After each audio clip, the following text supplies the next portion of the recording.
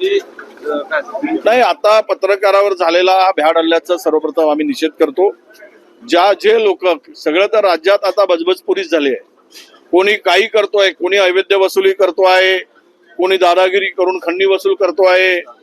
म्हणजे राज्य हे आता कायद्याचं राहिलंच नाही आणि त्यावर कोणी जर प्रकाश टाकण्याचा प्रयत्न केला त्याला बदलून काढा अशीच व्यवस्था आता सरकारकडून होताना दिसत आहे.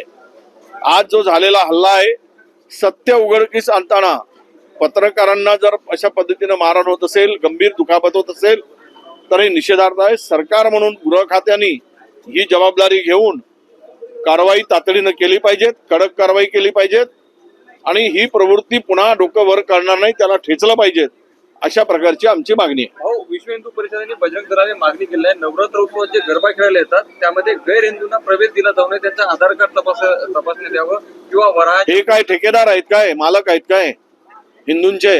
विश्व हिंदू परिषद आणि बजरंग दल का हिंदूला विकत घेतलंय त्यांनी? कोणी काय करावं स्वातंत्र्य आम्हाला संविधानाने दिलेलं आहे. कोणाला कुठला उत्सवात घ्यावा, सर्वांना माणसांना संविधानाने जोडण्याचं काम केलेलं आहे. हा देश सर्व धर्म समभाव म्हणून सर्वांचा आदर करणार आहे आणि तिथे जर काही चुकीचं घडत असेल तर निश्चितपणे कोणी असू देत ती कारवाई झाली पाहिजे. पण अशा प्रकारे धार्मिक तेढ निर्माण करून स्वतःची पोळी शेकण्याचं पाप जर करत असतील तर महाराष्ट्र आणि देश यांना माफ करणार नाही. आता isakal.com आहे देशातील नंबर 1 ची मराठी न्यूज वेबसाईट. प्रत्येक अपडेटसाठी isakal.com ला नक्की भेट द्या.